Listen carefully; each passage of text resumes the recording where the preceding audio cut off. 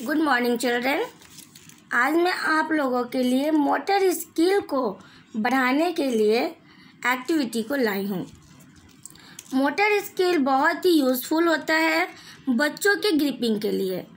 ठीक है, बच्चे जब लाइन खींचना ऐसे सीख जाते हैं, ऐसे से कुछ भी सीख लेते हैं, तो अब हमें लेटर उनसे लिखवाना पड़ता है।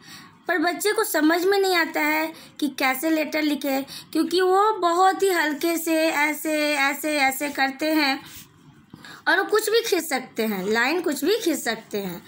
तो इसके लिए मैं उन लोगों के लिए कुछ यूज़फुल मेथड लाई हूँ। मैं ये कपड़ा सुखाने वाला ये क्लिप है। अभी लॉकडाउन चल रहा है और मार्केट से कुछ भी हम ला नहीं सकते हैं, मार्केट भी बंद है। तो इसी बीच में हमारे घर में जो भी सामान है उसी से हम उसी का यूज़ करके हम एक नया एक्टिविटी बना सकते हैं और पेरेंट्स को भी कोई तरह की तकलीफ़ नहीं होगी और वो आसानी से अपने बच्चों को पढ़ा सकते हैं, उनका इंटरटेनमेंट कर सकते हैं, जो भी हो। तो बच्चों की ग्रिपिंग के लिए मैं क्या करूँगी, सबसे पहले इन दोनों फिंगर को ये जो कपड़ा सुखाने वाला क्लिप है उससे पुश करवाऊँगी। ठीक है, ये जो बच्चे पुश करना सीख जाएंगे, और ये ज़रूरी नहीं कि एक ही दिन में सीख जाए, इसके लिए काफ़ी समय भी लग जाता है। तो जब ये करने लगते हैं तो थोड़े दिनों बाद या थोड़ी समय बाद मैं एक इससे थोड़ा टाइट वाला पिन लूँगी और मैं उन्हें इसे पुश करने को कहूँगी। ये काफ़ी टाइट है, इसे पुश करने में काफ़ी मेहनत लग रही है और बहुत मुश्किल से ये पुश हो रहा है। तो जब ये पुश करेंगे बच्चे, तो ये जो हमारे दोनों फिंगर का जो पावर है बढ़ जाएगा। तब उसके बाद जो बच्चे हैं अगर पेंसिल पकड़ते हैं तो पेंसिल पकड़ने में उनके पावर ज़्यादा जनरेट हो गया हुआ है, तो बहुत ही टाइटली ऐसे लाइन खींचेंगे, ऐसे लाइन खींचेंगे। तो ये लाइन सुंदर भी हुआ। और जिनके ये फिंगर में पावर नहीं रहता है और ये ठीक से पेंसिल को हल्के वे में पकड़ते हैं, टाइट से नहीं पकड़ते हैं, उन्हीं बच्चे का ऐसे होता है, ऐसे बहुत ही धीमा, ये जो दिखाई भी नहीं देता है। ओके, तो ये मेरा फर्स्ट हो गया। अब सेकंड में आप लोगों के लिए लाई हूँ बच्चे का आई हैंड कोऑर्डिनेटर। मतलब कि जैसे बच्चों के पेरेंट्स को या टीचर्स को भी काफ़ी कंप्लेन रहता है कि बच्चे लाइन पे नहीं लिखते हैं, अच्छे से नहीं लिखते हैं। तो जैसे कि बच्चे ये लाइन हो गया, ओके, ये 4 लाइन हो गई, बट बच्चे कभी यहाँ लिखते हैं, कभी यहाँ लिखते हैं, कभी यहाँ लिखते हैं, ऐसे होता है। बच्चे लाइन पर नहीं, क्योंकि उनका जो आई कोऑर्डिनेटर जो होता है वो काफ़ी वीक होता है। तो इसके लिए मैं क्या की हूँ, घर में ही कुछ सामान था उसको मैं ले ली हूँ।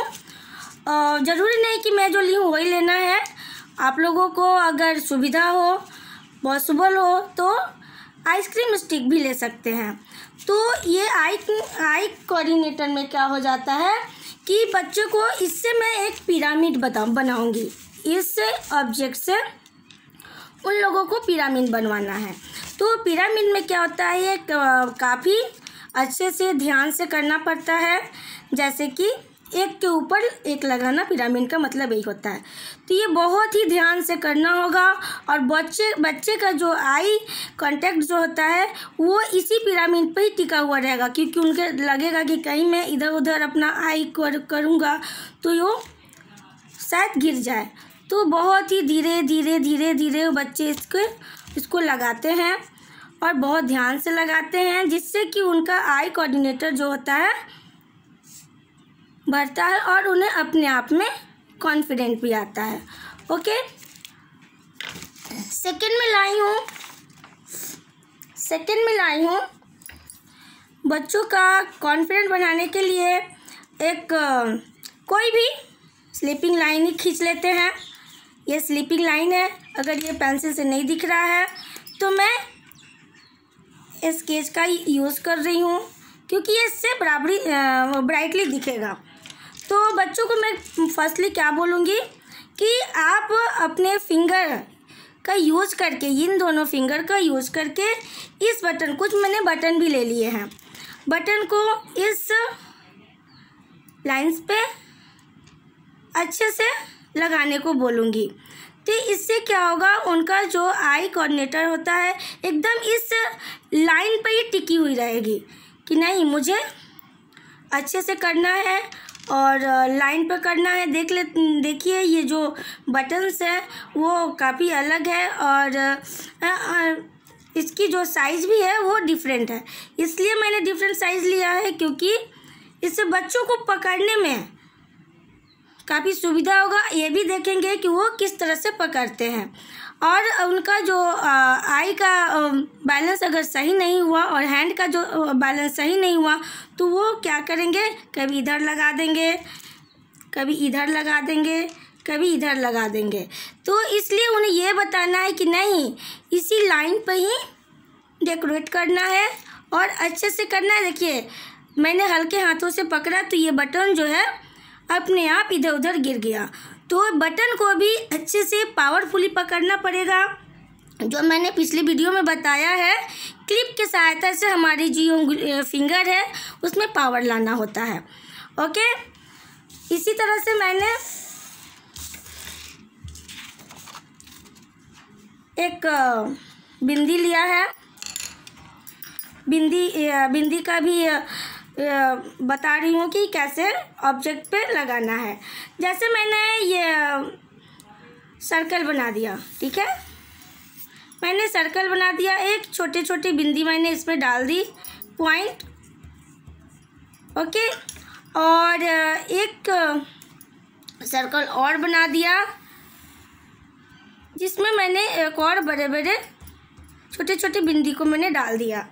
अब बच्चों को मैं ये बोलूँगी, पहले उन्हें बड़ी बिंदी दूँगी, क्योंकि बड़ी बिंदी को जैसे क्या होता है, ऐसे ऐसे लगाना होता है, ऐसे निकालना होता है, इसी फिंगर के मदद से ऐसे लगवाएंगे सारे डॉट्स पे, ऐसे डॉट्स पे लगवाएंगे। देखेंगे बच्चे कैसे अच्छे से लगा रहे हैं।